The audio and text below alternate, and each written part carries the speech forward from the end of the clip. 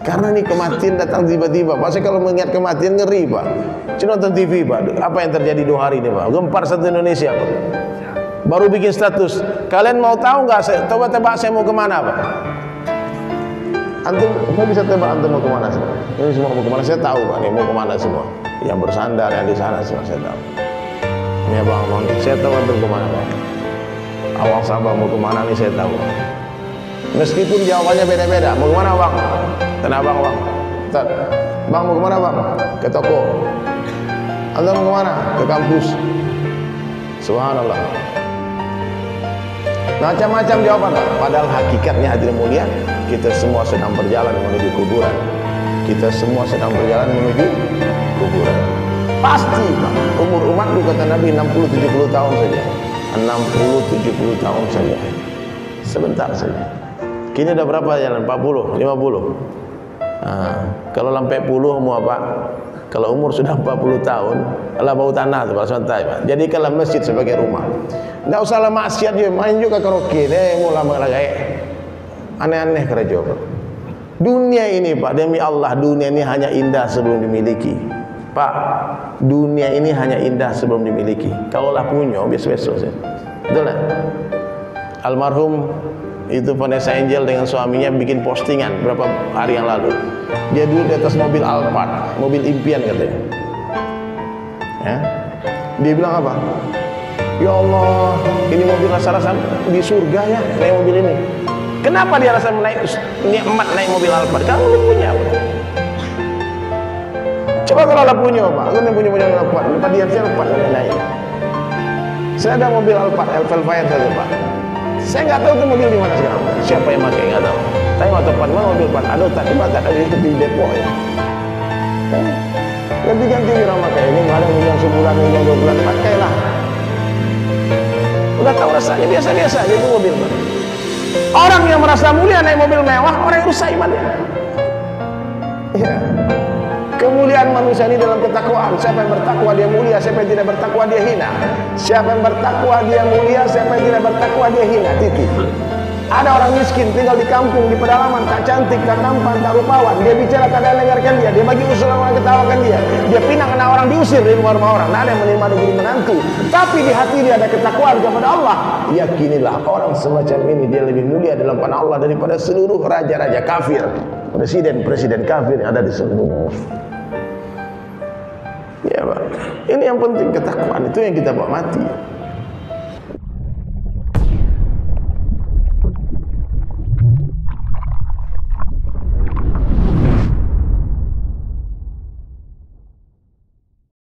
Bismillahirrahmanirrahim. Assalamualaikum warahmatullahi wabarakatuh. Innal hamdalillah nahmaduhu wa nasta'inuhu wa nastaghfiruh. ونؤمن به ونتوكل عليه ونعوذ بالله من شرور أنفسنا ومن سيئات أعمالنا من يهد الله فلا مضل له ومن يضلل فلا هادي له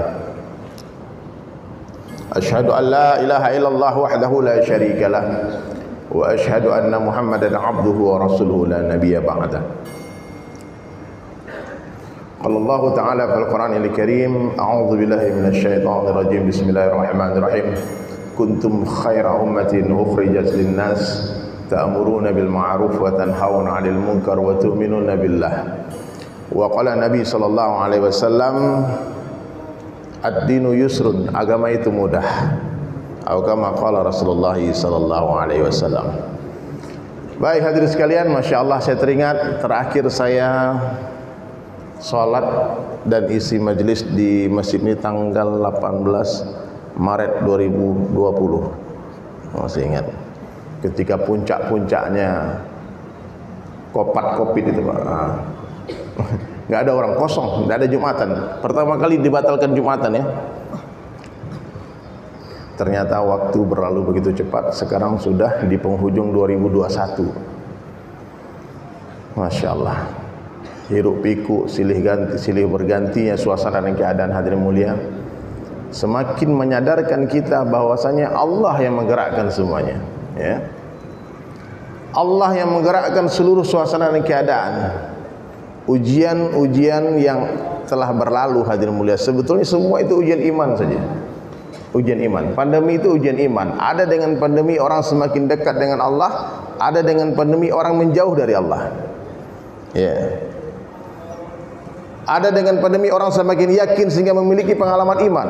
Meskipun toko ditutup ternyata masih hidup. Ternyata Allah masih kasih rezeki. Oh, paham, ternyata yang memberi rezeki bukan toko tapi Allah. La ilaha illallah. Banyak artis-artis tersadar hari ini hadirin sekalian. Dulu mereka merasa Tuhan mereka itu band mereka. Ternyata 2 tahun tak ada konser, tak ada panggung. Saya datangi mereka satu persatu, gimana? Makan nggak kamu? Makan. Ada duit? Ada bang. Dari mana? Allah katanya. Baru dia bisa jawab Allah pak. Kalau dulu dia katakan dari job, dari panggung. Berapa banyak orang di Tanah Abang pak? Dia yakin yang memberi rezeki toko. Buktinya apa? Ketika azan berkumandang, tak semua bergerak ke masjid. Ya. Orang yang imannya betul hadirin sekalian. Ketika azan berkumandang, siapapun di depan dia, siapapun. Jangankan orang kaya, jangankan presiden pak, malaikat Jibril datang, dia tinggalkan. Ya. Dan itu malaikat Jibril pernah dinafikan oleh Nabi Ibrahim pak. Ketika malaikat Jibril alaihissalam, amirul malaikat, coba-coba menawarkan bantuan. Apa kata malaikat Jibril? Hai Ibrahim, tak tolonglah sama aku selesaikan masalahmu. Ini kupadamin api gampang saja. Apa jawaban Nabi Ibrahim alaihissalam? Hasbunallah. Cukup bagiku Allah, wa ni'mal wakil, ni'mal maula, wa ni'mal nasir. Nah, hari ini pak, berhentilah bergantung kepada makhluk, berharap sama makhluk. Kita berdagang saja. Tidak ada hubungannya rezeki dengan perdagangan pak. Tidak ada hubungannya rezeki dengan perdagangan. Kalau ada hubungannya, tentu yang berdagang kaya semua pak. Ya, berapa banyak orang berdagang siang dan malam pak, utangnya tambah banyak. Bahkan ada yang berujung di penjara, ada yang berujung digebukin orang. Ya. Coba lihat berapa banyak orang tidak berdagang hadirin mulia, bahkan tak bekerja sama sekali. Allah kasih rezeki. Ya. Loh, mana ada daerah ente ngarang aja. Gak percaya, coba pergi ke LP sana pak. Saya sering dakwah di penjara. Itu saya tanya, ente kerja apa bang? Pengangguran 100% pak. Ada duit nggak? Ada bang. Ya. Makan juga. Nah, jadi hadirin sekalian, kalau kita ingin melihat sejarah bagaimana Allah memberi rezeki, memberikan pengalaman iman kepada para sahabat, kepada para nabi, oh takjub gitu Pak. Dulu Bani Israel itu Pak dikarantin selama 40 tahun. Di mana? Di Lembah Tin. 40 tahun, kita baru 2 tahun udah kayak orang gila Pak. 40 tahun tidak bisa berdagang, tidak bisa ke sawah, tidak bisa ke ladang, tidak bisa kemana-mana, bahkan tidak bisa menjahit baju. Semua pabrik-pabrik pakaian tutup waktu itu, nggak ada satupun. Mereka di karantina di Lembah Tin 40 tahun. Apa yang mereka lakukan? Istighfar, sujud, berzikir, salat. Hanya itu yang mereka lakukan. Apa yang Allah berikan kepada mereka? Makanan dari surga, mana dan salwa. Bahkan bayi-bayi mereka yang lahir hadirin sekalian tidak berbeda dengan kita, dengan pakaiannya. Bayi lahir itu pakai baju. Bacalah kitab-kitab hadirin mulia. Dan baju itu seperti bajunya kerang keong itu Pak, tambah besar porongnya, tambah besar bajunya. Ya. Apa saja yang Allah kehendaki terjadi pasti akan terjadi. Apa saja yang Allah kehendaki tidak terjadi tidak akan terjadi.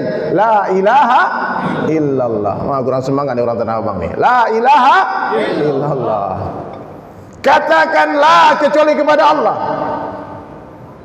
Dapatkan Allah, dapat segala-galanya. Hilang Allah, hilang segala-galanya. Cobalah lihat Pak, berapa banyak orang-orang kaya gila Pak, stres Pak. Kaya, rumah puluhan miliar, mobil semua merek ada Pak, tidur pun tak bisa dia. Ya. Coba bayangkan aja wajah-wajah orang-orang yang pernah kita jumpai Pak. Oh, duitnya banyak. Saya pernah punya kawan satu orang Pak, multimilioner, orang kaya raya. Dia sudah meninggal, mudah-mudahan Allah lapangkan kuburnya. Orang kalau masih bisa ngitung duitnya Pak, itu belum kaya Pak. Masih dia bisa ngecek berapa hartanya Pak, itu antum belum terlalu kaya. Ini orang sampai bingung Pak, dia datang ke satu gedung Pak, ternyata itu gedung dia lupa. Dia beli itu gedung Pak, saking banyaknya Pak. Subhanallah, tapi dia ternyata tak bahagia hadirin mulia. Berkali-kali dia telepon saya, dia menangis, dia katakan, Ustaz, itu lagunya Ustaz itu gantilah katanya. Itu orang kaya mati, orang miskin mati itu. Kenapa? Dia bilang, orang kaya itu nggak takut mati gitu. Malah pengen mati. Orang kaya itu takut miskin. Dia kalau hidup miskin itu yang ditakutkan. Kalau mati, udah mati ya. Akhirnya mati juga dia. Orang kaya mati, orang miskin mati. Jadi hadirin sekalian, orang yang memahami bahwasanya dunia bukan tempat tinggal, tapi dunia tempat meninggal, tenang hidupnya hadirin sekalian. Cobalah pikir-pikir Pak, jauh-jauh kita pergi meninggalkan kampung. Ini hampir semua orang Sumatera, sebagian besar orang awak. Ngapain kita ninggalin kampung? Kalau antum meninggalkan kampung halaman merantau untuk mencari dunia, Pak, rugi Pak. Karena di kampung juga banyak orang kaya. Kalau ada keyakinan di hati kita Tanah Abang ngasih rezeki, syirik Pak. Iya. Siapa yang ngasih rezeki Pak? Allah, bukan Tanah Abang. Mau ditutup Tanah Abang kalau lakatan kaya, kaya antum. La ilaha illallah. Allah kuasa, makhluk tak kuasa. Allah kuasa, makhluk dikuasai. Siapa itu makhluk selain Allah? Nah, maka ini antum beruntung nih bang, semua nih abang-abang luar biasa nih. Azan berkumandang ke masjid, orang selesai sholat zuhur, orang pada pulang masih duduk di masjid. Ini hidayah bang. Ya, saya pun nggak tahu bakal Allah hantarkan ke Masjid Al-Ma'mur, tiba-tiba awang Sabah ke situ, Ustaz, Al-Ma'mur Ustaz, oh mainkan tadi. Saya sudah 6 bulan meninggalkan Jakarta. Saya kemarin keluar 40 hari di Sumbar. Ya, sampai datang ke rumah Randy ya. Nah, saya datang bersangka ke rumahnya Randy ini, pengusaha muda. Datangi semua orang, yang suka datangi, yang nggak suka datangi, yang mengundang datangi, nggak mengundang datangi, datang ya. Ke kafe, ke warung, di jalan-jalan, di mana-mana bicara kebesaran Allah. Datang dengan harta dan diri sendiri. Kemudian hadirin mulia, selesai 40 hari uang, saya ke Bali. Ke Bali gara-gara ada orang yang mau masuk Islam, ada orang boleh masuk Islam. Saya bilang Islam kan by telepon aja. Dia bilang kalau nggak ketemu nggak mau katanya. Akhirnya saya ke Bali, pulang dari Bali, lanjutkan lagi balik ke Padang lagi, karena kerjaan di Padang belum selesai. Saya dapat tugas, dapat jadwal khutbah Idul Adha di Sumatera Barat, di kampung. Ternyata saya pulang hadirin mulia ke Padang, berhentilah transit di Palembang. Di Palembang transit karena saya ada teman sekolah dulu Pak, ini ada hadir dari Palembang datang, Haji Yopi itu, Masya Allah, Yopi sama ini Ustaz Hamzah ini dari Palembang datang, subhanallah. Dan saya bilang sama Haji Yopi, saya mau tenang dulu di Palembang sebentar, karena saya tidak mau dicucuk-cucuk vaksin itu Pak, saya nggak mau kemana-mana. Ya udahlah, nggak usah terbang, nggak usah kemana-mana, nggak apa-apa, saya tinggal di Palembang aja. Ya sudah, akhirnya apa hadirin sekalian, nggak bisa kemana-mana, saya tinggal di satu hotel sampai 1 bulan di sana. Sampai istri bilang, nih habis tabungan kita lama-lama tinggal di hotel ini. Saya diam-diam, tapi kedatangan saya di Palembang diketahui oleh beberapa orang. Nah, akhirnya ada juga yang mengundang untuk ceramah, diam-diam. Karena nggak boleh rame-rame Pak, PPKM darurat, pakai level-level kan. Akhirnya hadirin mulia, singkat cerita, saya sampai ke satu masjid di Palembang. Itu bukan di kampung awak Pak, di Palembang. Saya nggak tahu siapa yang punya masjid. Saya baru kenal juga dengan takmir masjid, tapi saya lihat kenapa masjidnya ini nggak selesai, kenapa sholat kalian di basement masjid. Dia bilang memang itulah, ini asbab pandemi, donatur kami ada yang bangkrut, ada yang mundur, ada yang kemana nggak tahu. Jadi masjid udah 2 tahun seperti ini, sudah ada kerangka masjidnya.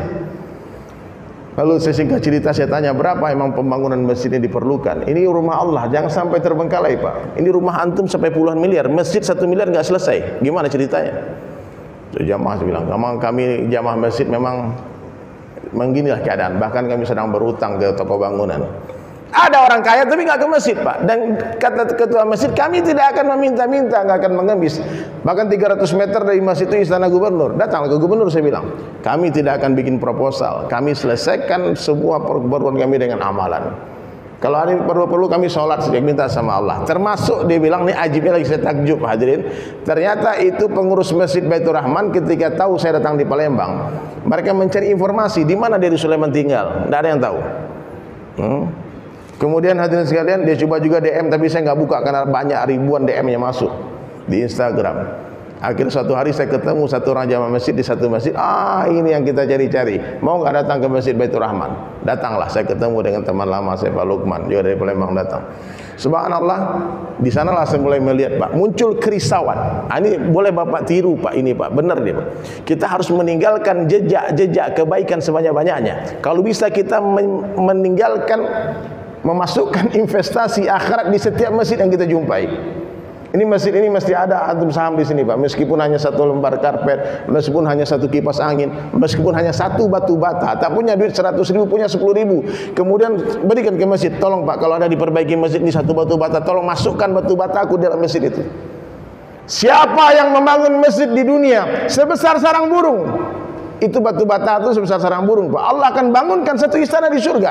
Coba bayangkan kalau antum punya 1000 masjid, 1000 batu bata, taruh di 1000 masjid. Ada transfer pahala dari 1000 masjid ketika kita mati. Maka orang-orang beriman dia cerdas. Kecerdasan orang beriman melewati kelicikan syaitan. Wah, bolehlah kita main-main. Dia tipu kita, kita tipu juga. Jadi dimanapun Pak, kalau antum melihat masjid dibangun, berhentilah. Tanya sama dia, lihat ada keran air yang rusak, ganti. Ada ubin yang pecah, langsung pergi ke toko bangunan, belikan ubin tambal. Usahakan, tinggalkan jejak-jejak digital sebanyak-banyaknya, tinggalkan jejak-jejak kebaikan sebanyak-banyaknya. Karena sebentar lagi kita pasti mati. Kematian adalah sebuah kepastian. Dan insya Allah, Pak, ini semua pasti mati nih. Kita lama lagi mati semua nih. Saya juga. Ya, apa yang mau dicari, Pak? Apa yang mau dicari di dunia ini? Orang Tanah Abang, cari duit banyak-banyak buat apa? Dibawa mati itu duit, enggak. Maksud Allah memberi kita harta berlebih supaya dikirim ke akhirat. Paham, Pak? Kalau kita belikan barang-barang mewah, kita hanya dapatkan pujian orang kampung. Wih, hebat Pak Ji ya. Ancar rumahnya deh, mantap. 5 minit orang memujinya, Pak. Habis itu orang mencacek lah, Pak. Ya. Habis itu mati cigi Pak Jatuh rumah kadang aja masa dia sumbang nih. Akhirnya apa? Fitnah. Jangan dipikir orang yang hidup bermewah bahagia Pak. Dia hidup penuh dengan sumpah serapah orang-orang miskin. Nah, maka sahabat tidak ada yang hidup mewah Pak. Dia kaya disembunyikan. Dia sederhana hidupnya. Dia bermewah dalam agama saja. Sumbang Utsman bin Affan itu menyumbang jihad itu 1000 ekor kuda. 1000 ekor unta. Abdurrahman bin Auf juga begitu, sering menghabiskan hartanya. Tapi gara-gara sumbu lampu yang terlalu besar di rumahnya, dia tegur istrinya, "Dek, kau ini mubazir, kecil kalau sumbu lampumu sedikit." Sumbu lampu, Pak. Untuk diri mereka tuh hemat sekali hadirin mulia, hitung-hitungan. Seperlunya mereka gunakan harta untuk diri mereka, tapi untuk fisabilillah mereka bermewah-mewahan. Silakan cari harta sebanyak-banyaknya, gunakan seperlunya, sisanya fisabilillah. Itu orang cerdas. Coba dipikir Pak, udah berapa masjid yang kita bangun selama hidup di dunia ini Pak? Toko 20 cabangnya, masjid lo cek lain. Nah, ini bertobat Pak, tak mati nyesal. Ketika masuk kubur sesal tidak guna. Ya Allah, kembalikan aku ke dunia. Ya Allah, aku mau bersedekah. Tak mungkin itu terjadi, sebagaimana tak mungkinnya kita kembali ke rahim ibu kita. Tidak ada orang bisa balik ke rahim ibunya. Begitu juga kalau orang sudah masuk kubur, tak mungkin dia kembali ke dunia untuk sempurnakan iman dan amalnya. Silakan cari harta Pak, silakan, jangan lalai oleh dunia. Dunia ini tidak ada apa-apanya. Jangan terlalu serakah oleh dunia. Dunia bukan tempat tinggal, tapi dunia adalah tempat yang akan kita tinggalkan. Maka hadirin mulia, saya tanya sama takmir masjid, berapa ini perlu biaya pembangunan masjid? Dia katakan 6M lagi Pak, selesai Ustaz. Ya. Dan Ustaz jujur katanya, sebelum Ustaz datang ke masjid kami sudah 3 malam berdoa tahajud berjamaah di masjid, minta Ustaz dari datang. Entah apa kelebihan dari Sulaiman, nggak tahu Pak. Ternyata mereka minta dibikinkan kaligrafi di masjid. Jadi dia bilang masjid kami ini sesuai gambar akan ada kubah besar nanti. Saya minta nanti kalau masjid ini selesai, Ustaz Dery yang bikinkan kaligrafi. Saya bukan pelukis mural Pak, saya pelukis kanvas. Tapi saya bilang saya ada kawan yang ahli itu. Boleh nanti kabarkan saya kapan selesai masjid. Nah, itulah kita nggak tahu kapan selesai. Itu masjid belum naik kubahnya Pak. Oke lah, saya balik ke hotel, saya doa sama Allah apa yang bisa saya lakukan untuk membantu Masjid Baitur Rahman. Ini bukan mama, bukan ponakan, tidak ada adik odas itu Pak, tidak ada orang sukuar itu. Ini semata-mata karena Allah. Masjid itu rumah Allah, Allah pasti selesaikan. Cuma pertanyaannya, kalau kita mendengar berita tentang masjid dibangun, kita melihat ada masjid lagi dibangun, ada nggak nama kita ikut di dalam itu? Itu aja pertanyaannya Pak. Kayak sekarang saya bercerita tentang Masjid Baitur Rahman. Saya nggak akan mengemis minta bantuan Bapak. Lalu muncullah ide yang gila Pak, ide yang luar biasa. Saya bilang sama teman-teman di Baitur Rahman, baiklah, saya punya cerita pengalaman hidup sebagai seorang pelukis kaligrafi. Lukisan saya pernah dilelang terjual 500 juta satu, 2014. Jadi ketika kita bangun masjid di Bali Pak, ada masjid di Nusa Dua, maka saya dengan Om Ebit GAD bikin konser di Bali, di Hotel Bintang 5. Saya melukis di atas panggung langsung. Nah, singkat cerita lukisan itu dilelang terjual 500 juta. Maka saya bilang, kalau 6M berarti saya perlu 12 lukisan saja. Tapi zaman pandemi ini Pak, siapa yang mau beli lukisan? Ya, orang mikir lukisannya enggak Pak. Dan terakhir 2020 pas dari pandeminya saya dapat penghargaan MURI gara-gara kita bangun pesantren di Jambi bersama Ustadz Bobi Herwibowo. Itu pesantren Askar Kauni memerlukan biaya 1 miliar. Datang Ustadz Denny, kakaknya Ustadz Bobi ke rumah saya. Ustadz, apa yang bisa disinergikan, bisa kita kerjasama untuk bangun masjid, bangun pesantren? Saya bilang oke lah. Kalau perlu 1 miliar berarti kita perlu 100 lukisan. Satu lukisan kita jual 10 juta. Dulu dijual Pak. Lukisan apa? Asmaul Husna, 100 nama Allah. Allah dengan 99 Asmaul Husna. Nanti saya akan lukis, ini akan menjadi lukisan terbesar di dunia. Ya, karena 12 meter kali 9 meter. Lalu ditanya sama Ustadz itu, Ustadz ini berapa hari dikerjakan ini? Saya bilang saya insya Allah akan kerjakan dalam waktu 3,5 jam saja. Hah? 100 kanvas 3,5 jam. Saya bilang panggil MURI, Museum Rekor Indonesia ataupun Guinness Book Record, ini akan pertama terjadi di dunia melukis kaligrafi tercepat. Dan alhamdulillah saya dengan bantuan keren PLN saya melukis langsung dari background lukisan sampai lukisan selesai dalam waktu 3,5 jam. 100 Asmaul Husna selesai. Saya ada upload di YouTube. Nah, itu di live kan oleh Saling Sapa TV. Live melukis live 100 lukisan dalam waktu 3,5 jam. Terkumpullah dana 1M. Kalau semua terjual. Tapi ada beberapa memang yang tidak terjual. Orang yang komitmen tapi tak jadi ambil. Sampai hari ini ada lukisan di studio. Jadi saya bilang kalau perlu 6M maka kita perlu 600 lukisan saja. Kalau satu lukisan 10 juta kita jual. Tapi muncullah ide waktu itu setelah saya datang ke rumah Al-Quran, Bait Al-Quran di Gandus di Palembang. Itu Bapak kalau lihat di Google, itu orang Palembang ada Kiai Opat namanya, dia memahat Al-Quran di atas kayu Pak. 30 juz Al-Quran dia pahat di atas kayu. Saya tanya ini gimana? Ini gila, ini gak main-main ini. Kita baca Al-Qurannya gak selesai-selesai Pak. Ini dia pahat Al-Quran. Berapa tahun Pak? Dia bilang 8 tahun selesai. Saya bilang ya Allah, ini Kiai Opat ini dia bisa mengukir Al-Quran di atas kayu selama 8 tahun. Masa saya tidak bisa melukis Al-Quran? Ayo sudah, saya bilang sama Pak Najib ketua masjid, saya tidak akan tinggalkan Masjid Baitur Rahman sampai masjid ini selesai. Insya Allah 6 miliar akan kita donasikan dari lukisan saya. Caranya bagaimana? Saya banyak teman orang baik. Di Instagram saya punya ratusan ribu followers. Di YouTube, di Twitter ada akun Twitter saya 2,3 juta orang pengikutnya. Kalau saya ceritakan saya lagi bangun masjid Pak, insya Allah kalau dipinkan itu nomor rekening masjid, insya Allah akan banyak orang donasi. Kayak sekarang nih Pak, saya yakin sudah banyak yang berpikir mau bantu. Berapa? Tidak apa-apa, 100 ribu, 100 ribu. Kalau mau 10 juta berarti nama antum akan abadi di Masjid Baitur Rahman. Saya akan tuliskan nama donaturnya di setiap halaman lukisan. 10 juta saja, kalau perlu 600 orang saja. Ya. Dan 6M itu kan anggaran di luar dengan keperluan-keperluan lain Pak. Jangan dipikirkan 6M. Sekarang sudah terkumpul 200 berapa Pak? 236. Hari ini 236. Tadi pagi saya live di Masjid An-Ni'mah Cibubur dapat 7 halaman. Kemarin di MRBJ Bintaro kemarin 11 halaman semuanya. Ada 3 masjid di Bintaro. Ya, saya pikir nih kalau di Tanah Abang ini bisa 100 halaman nih. Nah, mungkin satu orang saya 10 halaman Bang, saya 5 halaman Bang. Tidak apa-apa, takbir. Ya. Kalau selesai ini Pak, saya nggak keliling-keliling lagi. Saya di rumah aja saya ngelukis aja lagi. Karena maksimal sudah dari Instagram kita dapat 200 halaman dari Instagram. Nah, sekarang kita mau pakai teori metode offline. Ini kan online Pak. Ini Instagram orang nonton ini. Ya, kalau offline, alhamdulillah insya Allah saya akan jumpai nih berapa orang. Ya uang nih Gerak Tanah Abang ya. Bantulah 1 halaman Ustaz Dery itu.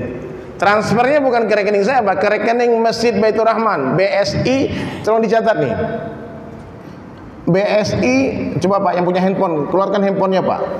mungkin ditransfer tahun depan juga nggak apa-apa, terserah. Ini masjid insya Allah 2 tahun dalam proses sampai finishing. Kalau beli transfer hari ini juga nggak apa-apa, bagus. Itu nomor rekeningnya, silakan. Silakan.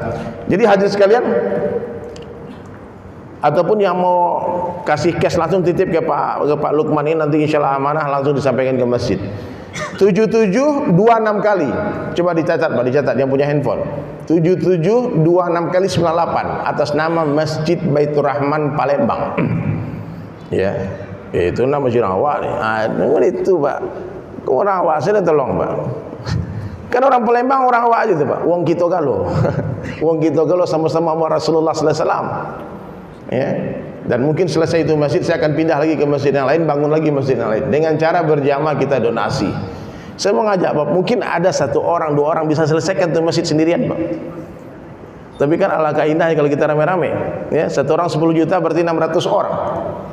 Setuju nggak Ustaz?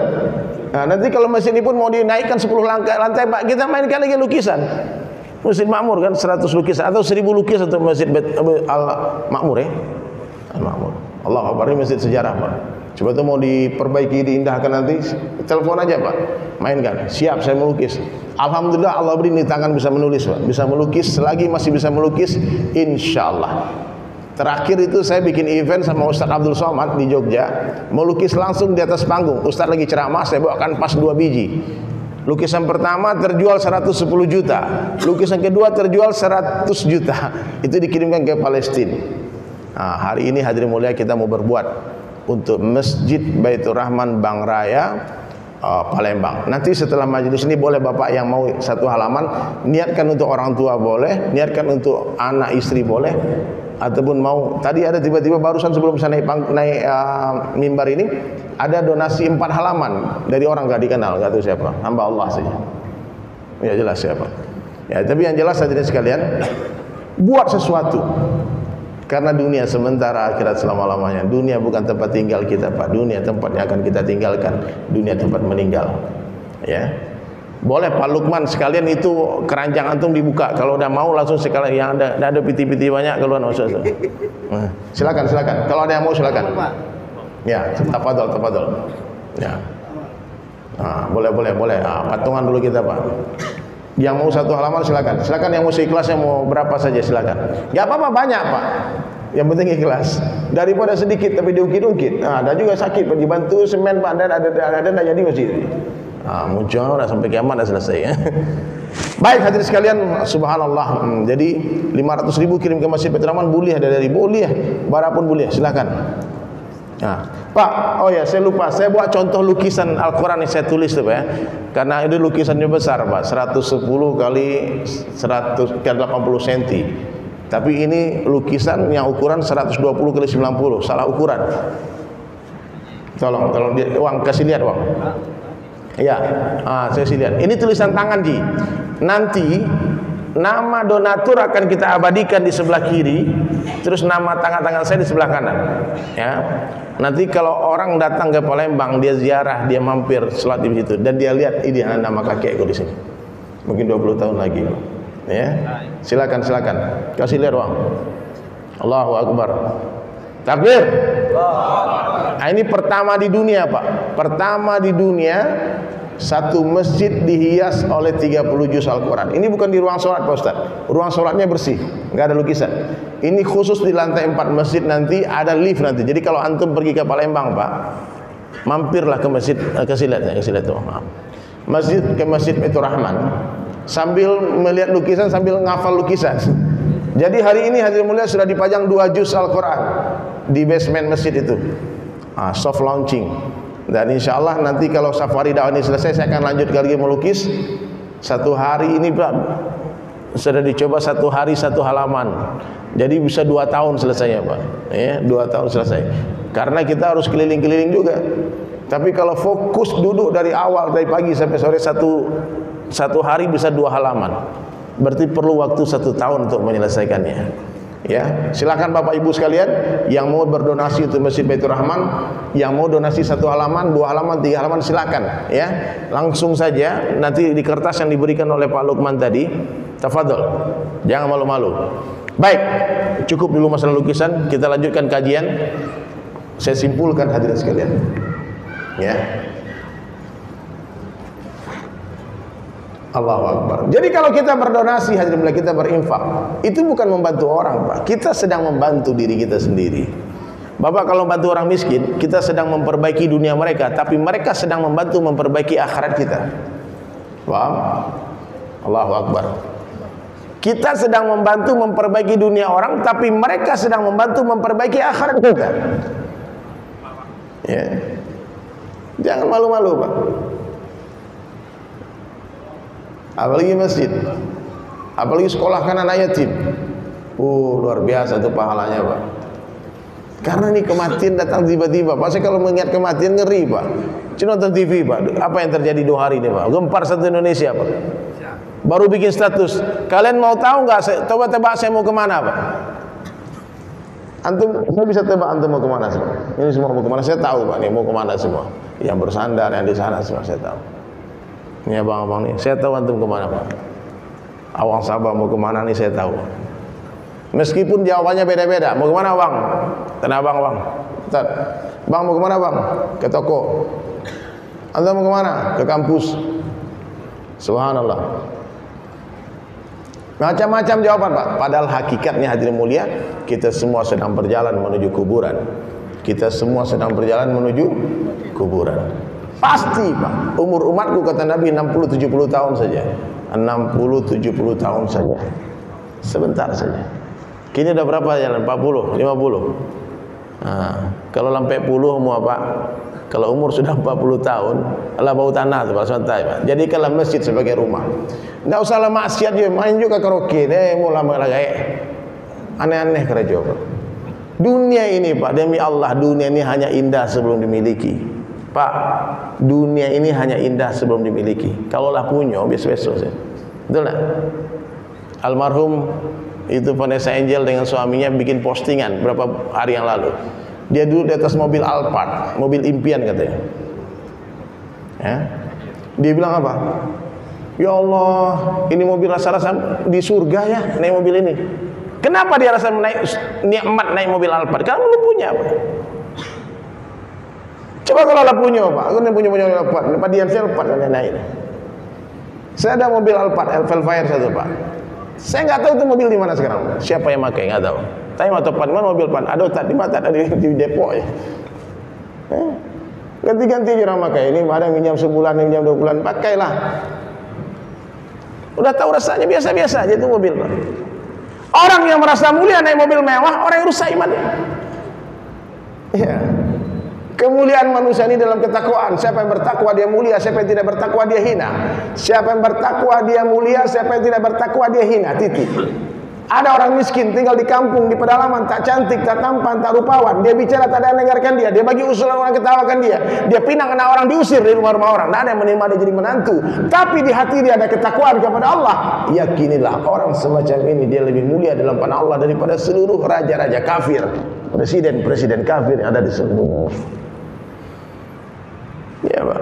Ini yang penting, ketakwaan itu yang kita bawa mati. Bukan dunia, Pak. Taruhlah sekarang, Bang, antum punya duit 100 M di rekening. Berapa? Cukup enggak 100 M, Pak? Tambah lagi sedikit. 200 lah, 200 M. Ada duit saldo 200 M. Banyak nak? Tahu-tahu mati, Pak. Kedipangan piti itu, Pak. Mau diapain duit itu, Pak? Maka sebelum kita mati, titipkan ke masjid. Tolong bawakan hartaku. Titipkan ke pesantren. Iya. Harta yang dimakan akan rusak, Pak. Sebentar ini ada orang.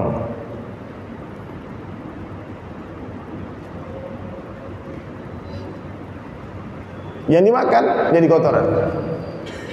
Ya. Ini nggak main-main, Pak. Nggak bisa kita miliki dunia ini, Pak. Masuk keluar lagi dia. Ya. Harta yang kita simpan jadi rebutan. Alun-kariang kuburan nih, Pak. Udah baca kak orang memperebutkan harta waris itu. Ya. Apa harta kita sesungguhnya? Ya sudah kita infakkan di jalan Allah. Maka hadirin sekalian, jangan sampai angan-angan kita melewati batas umur kita. Jangan sampai angan-angan melewati batas umur. Banyak orang ingin ini, ingin itu, ingin begini, ingin begitu. Ingin bangun rumah, tahu-tahu dia mati sebelum rumahnya selesai. Banyak orang yang ingin beli mobil, tahu-tahu dia mati sebelum punya mobil. Betul nggak Bang? Maka orang yang paling cerdas, kata Rasulullah SAW, siapa mereka? Adalah orang yang paling banyak zikrul maut, orang yang paling banyak mengingat mati dan mempersiapkan bekal matinya. Ya. Malaikat maut Bang 70 kali setiap hari menatap wajah kita. Every day and night, siang dan malam. Dia datang tiba-tiba, tak punya perasaan untuk Israel. Kematian tak mencari orang tua, tak mencari orang sakit, tapi dia mencari siapa yang telah habis rezekinya dia makan. Memang membingungkan kematian ini Pak. Kadang ya, ada orang sehat, rajin olahraga, mati Pak. Ada yang sakit 20 tahun terbaring tempat tidur, nggak mati-mati Pak, tapi ujungnya mati juga. Ada orang jatuh dari gedung tinggi Pak di Australia. Ini kisahnya apa Pak? Dia jatuh apa bunuh diri nggak tahu. Yang jelas dia jatuh dari gedung tinggi. Mesti kan mati Pak. Tahu-tahu di bawah dia ketimpa orang lagi jogging Pak, lagi senam pagi. Yang jogging mati Pak. Yang mau sehat mati, yang mau mati nggak mati. Ya. 2 tahun terakhir ini orang takut mati. Sampai sholat pun jarak-jarak. Satu dunia orang takut mati. Karena lemahnya iman Pak, patuh sama orang kafir. Mestinya kan agama yang mengatur dunia Pak. Karena lemahnya iman umat Islam, dunia yang mengatur agama. Orang kafir yang mengatur agama. Kan bodoh kita Pak. Tapi itulah keadaan kita Pak. Mestinya sunnah Nabi kita jadikan obat. Ini sunnah ditinggalkan Pak. Ya. Ini fitnah akhir zaman. Sebentar lagi tanyalah kajian-kajian Ustaz akhir zaman. Uzma, tanya sama Uzma, apa yang terjadi dia? Ini Pak, ibarat lagu. Dajjal itu kayak lagu entertainment Pak. Dajjal itu. Tuh Metallica. Yang terjadi pandemi corona ini baru teng kan kan gitu kan. Ini baru satu tengnya Pak. Teng ini ngeri ya Pak. Gimana kalau udah mulai refnya Pak? Horor kejadian dunia ini Pak, bisa murtad semua kita Pak. Bahaya. Maka hadirin sekalian, tingkatkan iman, jaga iman dengan cara apa? Istiqomah dalam dakwah, berjamaahlah. Manusia ini punya musuh 2, satu dari dalam diri, satu di luar diri. Ya, dari dalam diri kita nafsu kita. Ini bahaya Pak. Nafsu ini kuat tapi bodoh. Di luar diri kita iblis laknatullah alaih dan para pengikutnya. Siapa pengikut iblis? Syaitan, minal jinnati wan nas. Jadi syaitan ini ada yang enggak nampak dari kalangan jin, ada yang nampak Pak. Pandainya mengecek Pak. Ayolah Bang, main ke Bang. Awak bagian Bang. Ya, itu setan tuh Pak. Aman masih sekali sudah itu tobat Bang, tobat Bang. Oh jamin Bang, aman Bang. Itu setan tuh Pak. Ini namanya bagian orang Pak. Ya. Minal jinnati wan nas. Tapi sebahaya-bahayanya godaan dari luar diri Pak, tetap lebih bahaya yang di dalam diri. Ingat dengar baik-baik nih. 1 ekor ular di dalam rumah itu jauh lebih berbahaya daripada 1000 ekor ular di luar rumah. Nafsu ni babayo Pak. Amakonya yang melebujang-bujang menikah. Jomblo-jomblo Pak. Laki-laki jangan jadi seorang Pak bayo. Minta maaf Pak. Nabi Adam di surga Pak. Di surga Nabi Adam sendirian galau. Ini tinggal Tanah Abang seorang Pak. Senang-tenang saya tiba itu. Insyaallah ya. Aku nak menyindir dia, saya aku mohon maaf Pak. Cepatlah menikah. Insyaallah Pak ya. Aku dan berjamaah. Luangkan waktu untuk dakwah Pak. Luangkan untuk masjid. Minimal 10% untuk masjid. Kalau 2,5 jam, kalau 24 jam satu hari 2,5 jam di masjid. Kalau 30 hari setiap bulan hadirin mulia 3 hari di masjid. Kan lebih bisa tuh Pak. Bisa insyaallah ya. 27 hari cari duit, 3 hari di masjid ngabisin duit. Ya, dakwah ini bukan nyari duit Pak. Dakwah itu ngabisin duit. Insyaallah ya. Setiap tahun jangan tinggalkan 40 hari di masjid. Berpindah-pindah dari masjid. Ini dunia ke dunia, dunia ke dunia. Diajak keluar banyak alasan. Ayo Bang keluar Pak. Mari sibuk Bang, toko berbuka Bang. Sibuk Bang, kau ini Bang, anak sekolah, Bang. Macam-macam alasannya, Pak. Nanti masuk kubur. Pas dalam kubur minta keluar. Apa kata malaikat? Waang di dunia tidak mau keluar. Disuruh keluar, tidak mau keluar. Inilah masuk kubur minta keluar. Maka hadirin mulia, mumpung kita masih di atas tanah, buru-burulah keluar. Karena sebentar lagi tanah di atas kita. Sekarang kita di atas tanah, tak lama lagi tanah di atas kita. Sesekali berziarahlah ke pemakaman, tidak jauh dari sini Pak. Ribuan makam kuburan di sana Pak. Lihat di sana, tidak sama panjang kuburan. Maknanya semua orang bisa mati tiba-tiba. Semua orang bisa mati tiba-tiba. Ya, buatlah persiapan. Sekarang kalau ada niat berbuat baik dalam hati terbesit Pak, jangan tunggu nanti keburu mati. Jangan tunggu kapan-kapan nanti keburu dikafani. Kain kafan tak berkantong. Saya alhamdulillah Pak sudah siapkan semua persiapan zahir dan batin, bukan sok-sokan tidak. Tapi saya cuma berpikir kalau nanti mati biar nggak ngerepotin orang. Saya sudah amanah ke istri, sorban ini jadikan kain kafan. Semua sorban yang sedang kepakai simpan. Dan itu pernah diminta oleh Ibunda Khadijah, sorbannya Rasulullah, untuk dijadikan kain kafannya. Bahkan sekarang saya sudah siapkan itu koper Pak. Saya beli, ada orang jual tuh kafan ID itu, ada orang jual ini. Di sana ada kain kafannya, ada tikarnya, ada serbuk bidaranya, ada kapeh untuk hidung, komplit seluruhnya Pak. Ada 30 jenis alatnya, ada sabunnya, ada tangan. Pokoknya perlengkapan kematian, perlengkapan menuju surga. Siapkanlah Pak. Lalu kalau balik kain kapan, balik lagi nih. Ya. Banyak orang yang panik, jam 2 malamnya mati Pak. Dia buka toko, dia maghrib balik kain kapan. Nah, ada siapkan, ini kain kapan saya. Kalau pergi traveling bawa itu, taruh di kamar hotel biar nggak maksiat Pak. Mau maksiat lihat deh kain kapan mati. Insyaallah ya. Jadi kalau orang ingat mati Pak, dia semangat beribadah. Dia semangat, dia nggak tertipu oleh dunia. Baik, insyaallah ya. Selesai majelis ditutup, yang niat mau donasi 1 halaman Al-Quran boleh daftarkan namanya, ataupun silakan langsung ditransfer nanti di WhatsApp ke masjid langsung. Ada nomor telepon masjid di sana ya. Di kertas nggak ada. Boleh nanti, ataupun nanti dikonfirmasi ke saya lewat Instagram ataupun langsung sekarang. Insyaallah Pak ya. Itu dari saya hadirin sekalian. Saya minta maaf. Mungkin hari ini saya di Jakarta sampai besok. Kemudian lusa ke Subang. Awang mau ikut boleh. Kemudian ke Cikampek ada majelis, di Bandung, Semarang, Jogja, Malang, sampai Bali lagi. Jadi kita safari dakwah lagi 1 bulan sampai Desember. Nanti insyaallah awal Desember kita balik ke Palembang lagi. Dan saya nanti mengundang jamaah semua, kalau mampir di kota Palembang, lihatlah itu Masjid Baitur Rahman. Insyaallah masjid itu terbuka 24 jam dan semua orang datang ke masjid harus makan. Kita bikin laskar pemadam kelaparan di sana. Jadi boleh di sini bikin ya, laskar pemadam kelaparan. Jadi semua orang masuk masjid makmur makan. Ini orang lalu-lalu itu tanya Pak, masalah apa? Antara panjang itu. Ada yang ditinggal bini, ada yang stres jam 8 lalu apa saja kan? Urik-uriknya Pak, ada masalah apa Pak? Kenapa di masjid jam sekarang? Kita nggak tahu, orang masuk masjid itu Pak, jangan sampai dia keluar masjid tak berubah imannya. Dia suntuk. Tadi berapa orang saya senyum, dia nggak senyum Pak. Assalamualaikum. Kosong penawatan. Itu tanggung jawab Ustadz. Siapkanlah itu tim semuanya semua. Ada tukang pijitnya di masjid ini, ada dapur tengah masaknya, benar. Serius, masjid ini mesti menjadi tempat terindah di muka bumi, menjadi tempat yang paling nyaman. Orang kalau masuk masjid susah dia keluar masjid.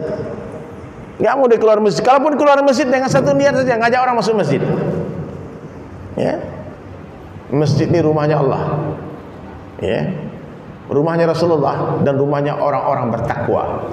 Kalaulah sampai puluh tahun umur kita hadirin sekalian, jadikan masjid sebagai rumah. Kalau ke masjid itu pulang Pak. Kalau mencari anak bini pai, kamu bang pai sentalu wah, jina rumah tergar Allah. Paham? Jadi hadirin sekalian, inilah mudah-mudahan hadirin mulai kita mati dalam masjid. Amin. Mati lagi sujud. Allah telah pastikan kedatangannya, Allah rahasiakan waktunya, kapan dan caranya. Tempatnya Allah rahasiakan. Tapi clue Allah bagi tahu, bagaimana hidupmu begitulah matimu. Bagaimana hidupmu begitulah matimu. Siap? Orang yang sibuk dakwah, insyaallah mati dalam dakwah. Amin. Orang yang sibuk ibadah, insyaallah mati lagi sujud malam. Orang lagi sibuk baca Quran, mati lagi tilawah. Orang yang sibuk berkhidmat bantu umat, mati dalam berkhidmat. Begitu juga orang yang sibuk dalam maksiat, kemungkinan besar mati dalam maksiat.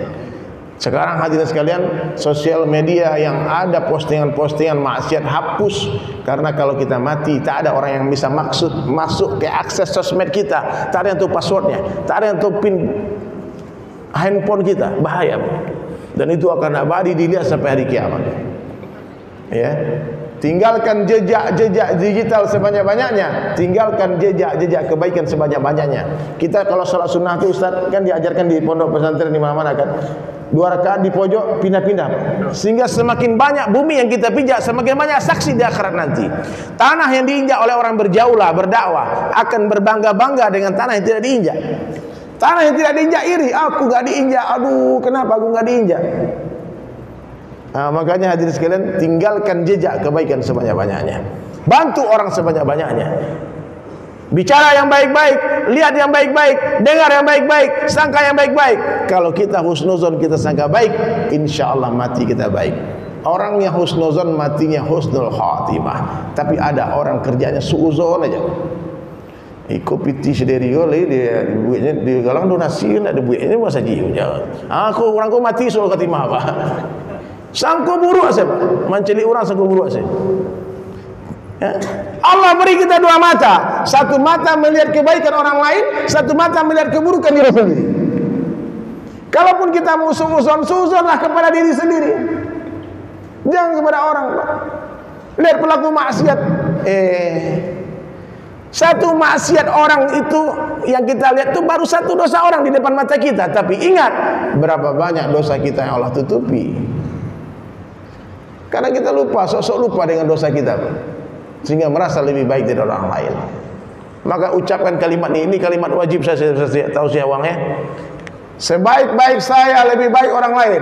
Coba ikuti Pak. Sebaik-baik saya lebih baik orang lain. Seburuk-buruk orang lain lebih buruk saya. Coba ulangi Pak. Masuk orang-orang Tanah Abang. Ini tak perlu makan nih wajib tuh. Sebaik-baik saya.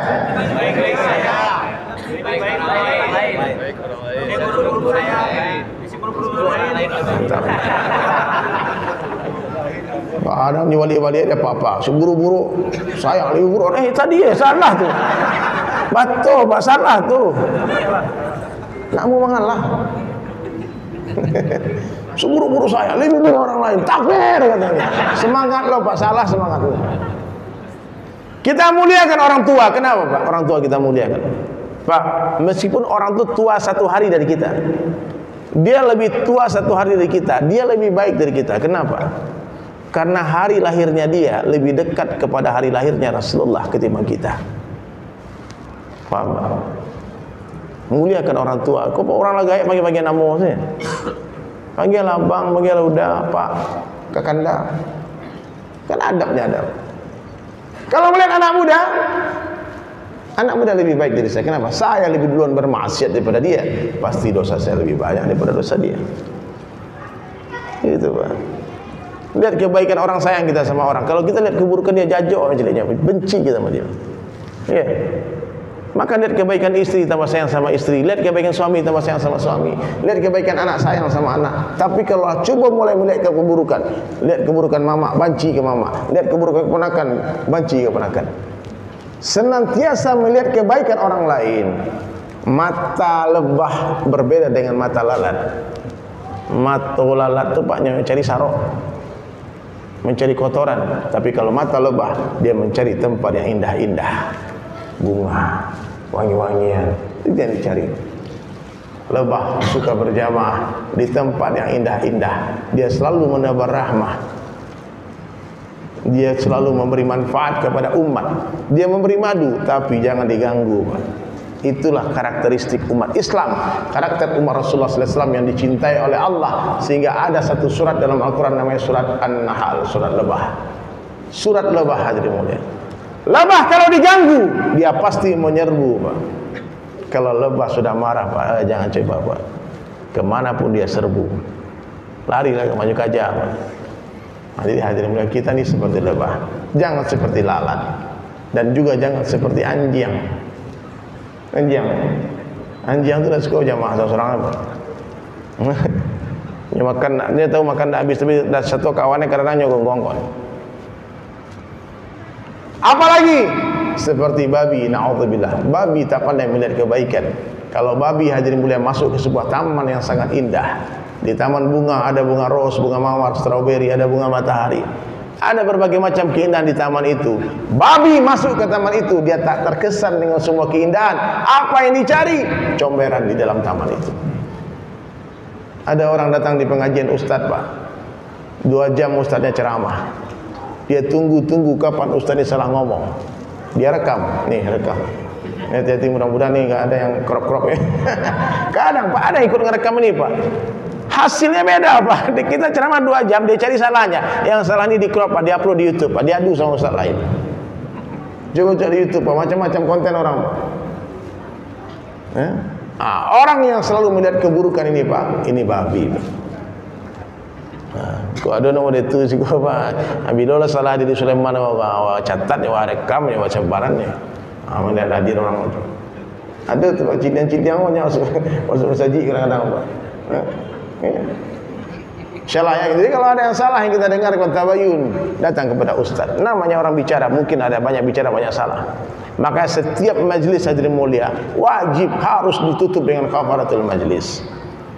Ya, saya selalu menyampaikan pantun di setiap ujung tausiah saya. Sekurus-kurusnya ikan pasti ada dagingnya, segemuk-gemuknya ikan pasti ada tulangnya. Ambil dagingnya, buang tulangnya. Ambil yang baik, buang yang buruk. Ambil yang jernih, buang yang keruh. Wabillahi taufiq wal hidayah. Wassalamualaikum warahmatullahi wabarakatuh. Kita tutup dengan doa kifaratul majlis. Subhanallah wa bihamdi, subhanakallah wa bihamdika, asyhadu an la ilaha illa anta, astaghfiruka wa atubu ilaik. Assalamualaikum.